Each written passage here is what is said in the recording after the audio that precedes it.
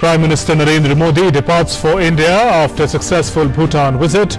India and Bhutan's ancient connect renewed as Prime Minister visits National Chowtan Memorial, receives warm welcome with traditional cultural performance in Thimphu.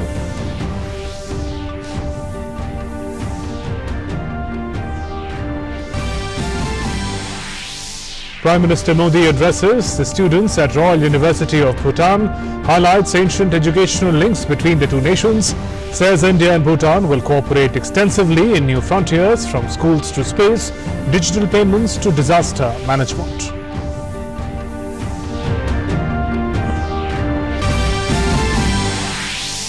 Restrictions being phased out gradually in Jammu and Kashmir, over 50,000 landlines activated. Prohibitory orders lifted from several police station areas. Schools to open tomorrow.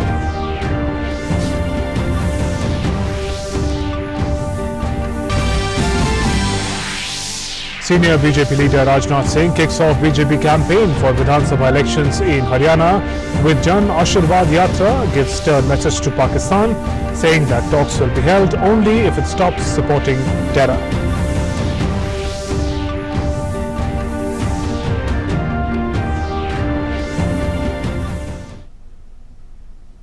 Good evening and welcome to this bulletin. I'm Shubhendu Ghosh. Prime Minister Narendra Modi departed from Paro Airport for home after a successful two-day visit to Bhutan. Prime Minister Lote Tshering of Bhutan himself bid adieu to PM Modi at the airport.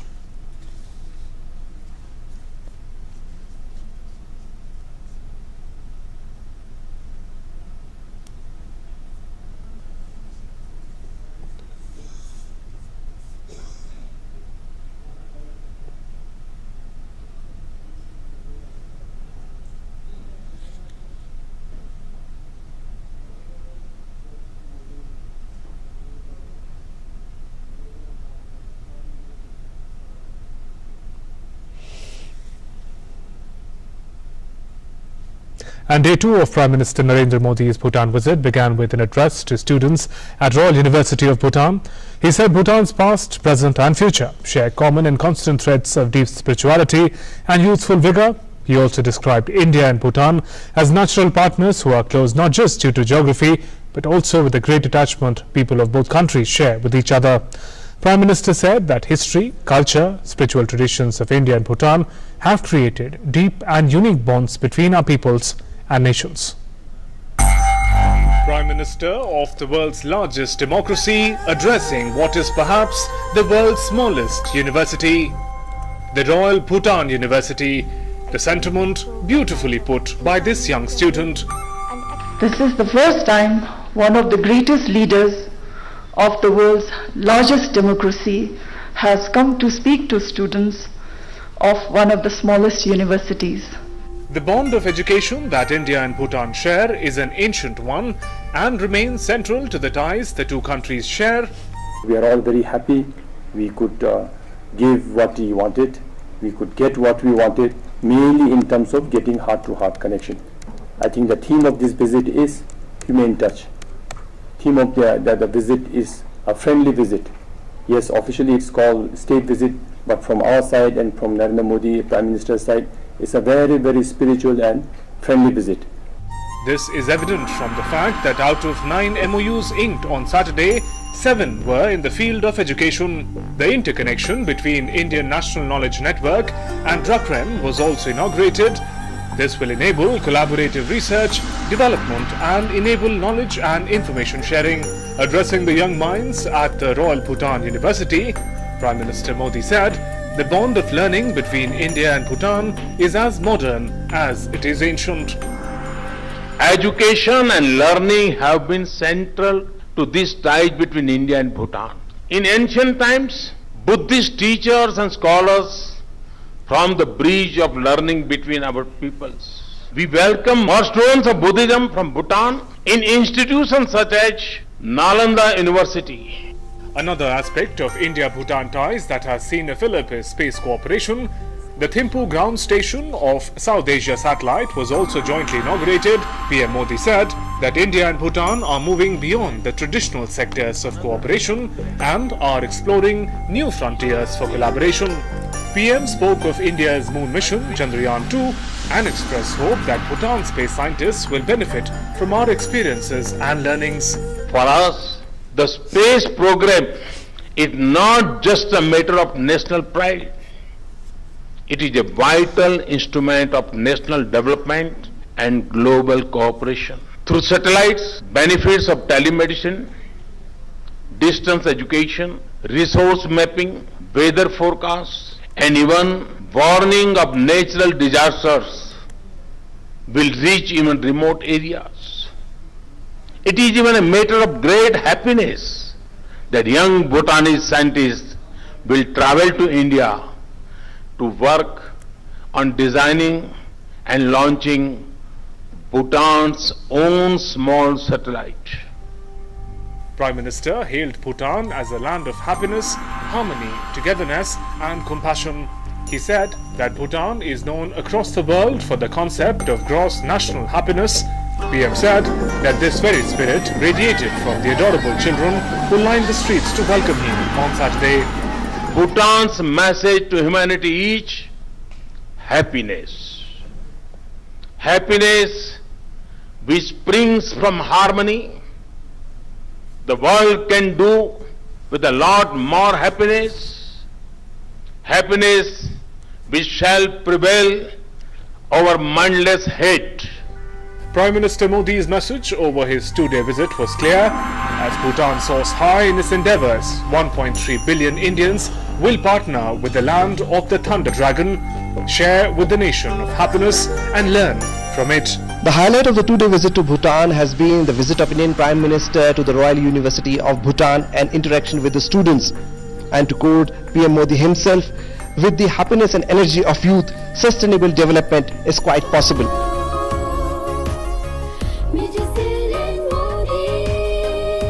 With Vishal Baristo, Sudhakar Das and Niraj Singh in Thimphu for DD News. And continuing the long tradition of exchange of knowledge between India and Bhutan, Prime Minister Narendra Modi addressed the young minds at the Royal University of Bhutan. His book, Exam Warriors, was deeply appreciated by students at the university. Prime Minister asked the students to do extraordinary things which will impact the generations to come. I was absolutely delighted to read Your Excellency's book titled Exam Warriors, which I believe is full of truths about giving the power to empower. An inspiring phrase that caught my attention from the book was, and I quote, "Discover yourself, experience all that life offers, step out of your comfort zone, do different things and do things differently." Advice from a father to his daughter, advice from a prime minister to youngsters across the world. There is no better time to be young than now. The world today offers more opportunities than ever before. You have the power and potential to do extraordinary things which will impact generations to come. Find your real calling and pursue it with full passion. Prime Minister Narendra Modi has penned Exam Warriors, a unique book that acts as a guide to life for students. Prime Minister Dr. Lote Shering wrote a Facebook post about the book a few days before Prime Minister Modi's visit. He wrote, I flipped through the pages of the book directed at young people as he deconstructs the idea of exam, which many view as life-determining. Woven with personal anecdotes, the content is so simple for a child to comprehend, yet so profound and practical. Such is Narendra Modi ji. In this book, as he highlights many life's lessons, he says, forget dreaming about becoming a Prime Minister. I was never even a class monitor. He exudes so much positivity, not just in the book, but even in person. For someone who has to think for billions of people and represent them on the global stage, he takes time out to prepare children on handling exams. Is not empathy an intrinsic quality of a good leader? Prime Minister thanked Prime Minister Lotse Shering for his Facebook post. He said that Buddhism was the inspiration behind the mantras he shared in the book. Exam Warriors is influenced by the teachings of Lord Buddha, particularly the importance of positivity, overcoming fear, and living in oneness, be it with present moment or with Mother Nature. Students at the Royal Bhutan University also appreciated both the book as well as Prime Minister Modi's address.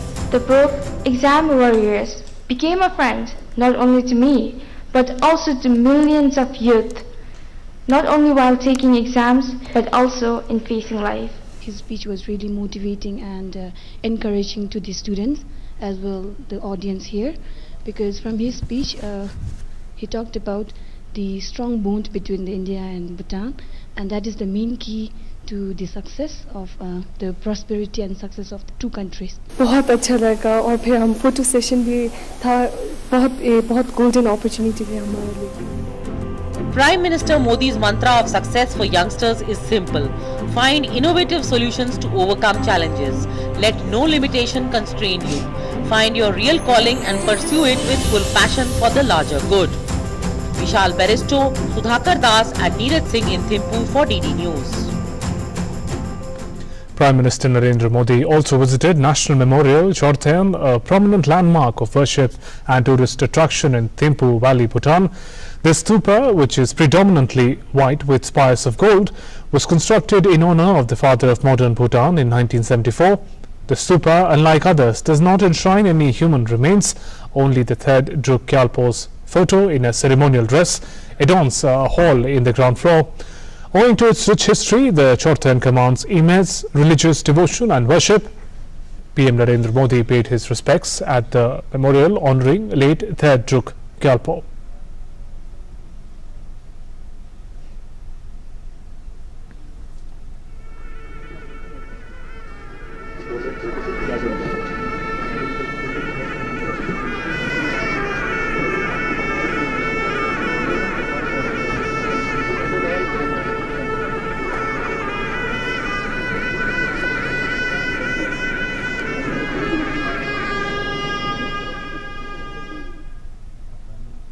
And His Majesty the King of Bhutan and Her Majesty Gyaltsen hosted a special lunch in honor of Prime Minister Narendra Modi that was high in symbolism and warmth. It was a befitting conclusion to a landmark visit by Prime Minister Modi to Bhutan.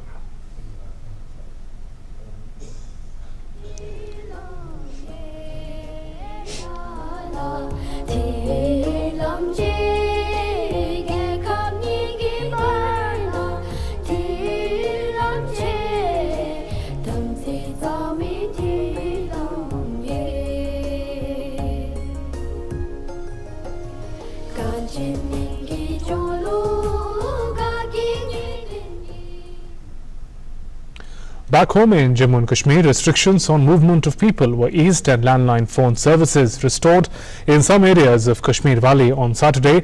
Even as stringent security arrangements remained in place. Restrictions have been relaxed in 35 police station areas of Kashmir, while 17 telephone exchanges out of 96 have been made functional. More than 50,000 landline phones are operational now. The services will be restored in other areas in a calibrated manner. Security forces continue to man barricades on road but allowed people to move after checking their credentials. So we started the process of easing of communications, and in the morning I had informed you that 17 exchanges throughout the Kashmir Valley had been made functional, resulting in functionality of landline communication. So as we speak, the authorities are on the job of releasing further telephone connections, and by end of day today we hope that nearly 23,000 landline connections across Kashmir Valley will be made functional.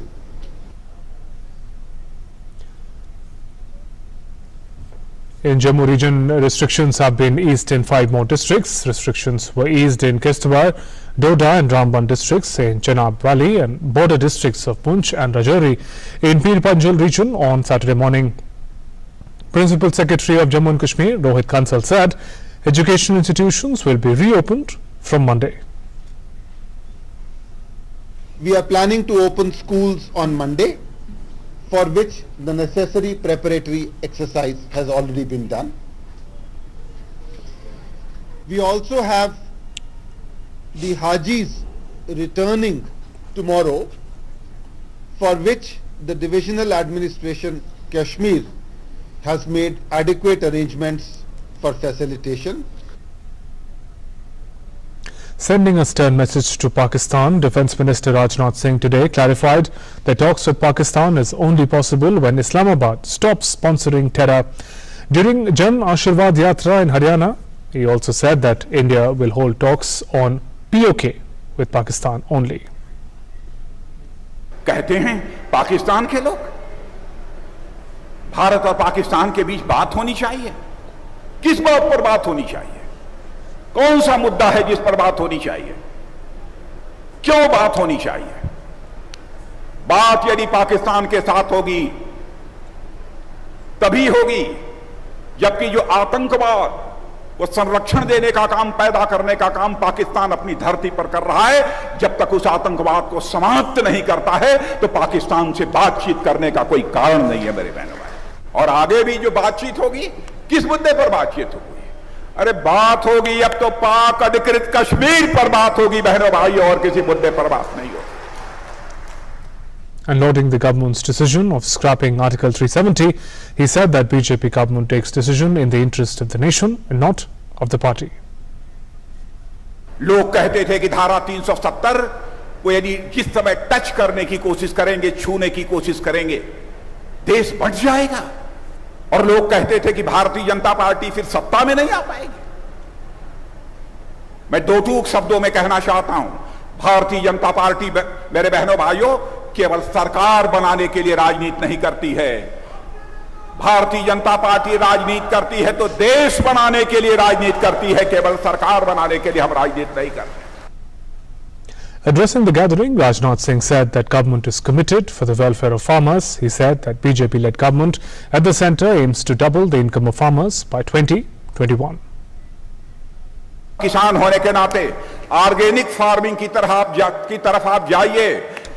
2022 छोड़ दीजिए, 2022 आते आते केवल आपकी आमदनी 2 गुना नहीं होगी, बल्कि 2023-24 होते होते आपकी आमदनी जितनी आज है उसकी 2.5 गुना हो जाएगी। मैं यह दावे के साथ मैं कहता हूं।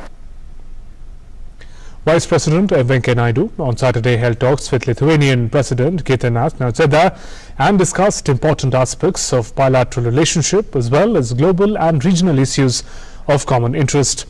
Vice President, who is on a 3-nation visit to the Baltic region, also briefed Lithuanian President on the recent decision of the Indian government to abrogate Article 370 of the Constitution that conferred special status upon Jammu and Kashmir. He also informed Lithuanian President that more than 100 progressive legislations have now become applicable to the 2 union territories.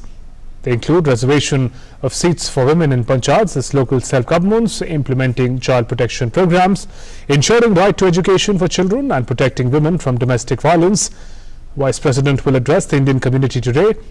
He is on a 5-day trip to Lithuania, Latvia, Estonia, the first ever high-level visit from India to the 3 Baltic countries.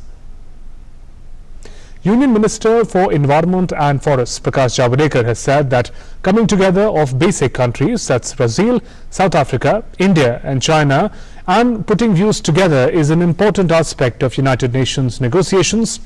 Speaking at the 28th Basic Ministerial Meeting on Climate Change in Sao Paulo, Brazil, Environment Minister said that BASIC group could play an important role in making Paris Agreement accepted by all countries in its true letter and spirit. He added that BASIC countries would be united and speak in one voice, and the joint statement which was issued has highlighted all the issues which are of relevance today. Some weather update now. Heavy rain slashed several parts of the country, disrupting normal life. In Himachal Pradesh, heavy rains in several areas triggered flash floods and landslides, disrupting road traffic, and it also prompted the Kangra district administration to order closure of schools. The Mandi-Kullu National Highway has also been closed for vehicles following heavy rains. The road was closed for vehicles as the water in Beas River rose to a dangerous level. Several vehicles are stranded due to the road block, but no loss of life or property has been reported. The Met Department has warned of heavy rains in low and middle hills of the state, especially in Shimla, Solan, Mandi and Kangra districts. As heavy rains lashed several parts of Uttarakashi district, nearly a dozen roads including Gangotri and Yamunotri national highways remained blocked for several hours due to flash flood and landslides, leaving several commuters stranded. The Gangotri highway near Army camp in Harshil area was closed due to a landslide following heavy rainfall in the area. The highway was shut after boulders fell on the road, blocking traffic on both sides. In Punjab, an alert has been sounded in several districts following the release of excess water from Bhagra Dam through the spill gates after heavy rainfall in its catchment area. People living in Satluj River and low-lying areas have been advised to be vigilant and take precautions to safeguard themselves. Meanwhile, Delhiites woke up to a rainy day today. Rainfall lashed out in many parts of Delhi NCR, leaving weather pleasant, but also causing waterlogging in several areas, affecting vehicular traffic. The Met Department has forecast that weather will remain cloudy with moderate rains for a few days. In Rajasthan, several rivers and dams are overflowing due to incessant rainfall, and adequate measures are being taken to keep the situation under control. The Chambal River is 12 meters above the danger mark in Dholpur. In Tonk, Bisalpur Dam is almost filled and its gates can be opened anytime. An advisory in this regard has already been issued by the administration. Andhra Pradesh too received heavy showers with swollen Krishna River, leaving around 80 villages and hundreds of acres of farmland under a sheet of water in two districts. Krishna River is flowing above the danger mark in Vijayawada district of Andhra Pradesh, while the NDRF team has retrieved a body of a girl who drowned in the river. Death toll has reached to 2. Several villages and farmland have inundated in water. People in Kerala have started returning to their homes from relief camps. Search operations are continuing at Kavalapada in Mallapuram and Puttamala in Wayanad, the two areas which were the worst hit in the second spell of southwest monsoon rains and floods since August 8th, where massive landslides had wiped out nearly 2 villages. And due to bad weather, out of 11 flights, 9 flights have been cancelled for Leh today. Tourists are facing problem due to cancellation of flights.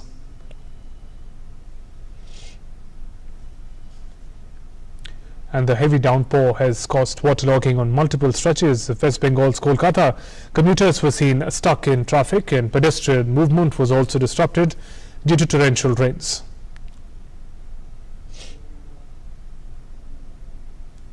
Some international news now. At least 63 people were killed and over 180 injured in an explosion targeting a wedding in Afghan capital Kabul.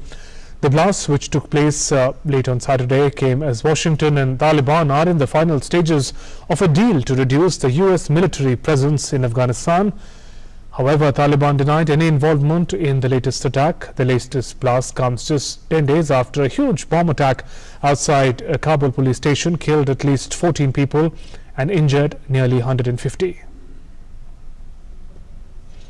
Sudan's ruling military council and civilian opposition alliance have signed a landmark power sharing deal. The deal was signed by Hemeti Lieutenant General Abdel Fattah Abdel Rahman Burhan for the military council and Ahmad Al-Rabi for the Alliance for Freedom and Change umbrella group of pro-democracy protesters. The Prime Ministers of Ethiopia and Egypt and South Sudanese President were among the regional leaders attending the ceremony. The agreement ushers in a new governing council, including both civilian and generals, to pave the way towards elections and civilian rule in the future. Sudan has seen pro-democracy protests and repression since long-time ruler Omar al-Bashir was ousted in April. And with that, we conclude this bulletin. News and updates continue after a short break. Namaskar.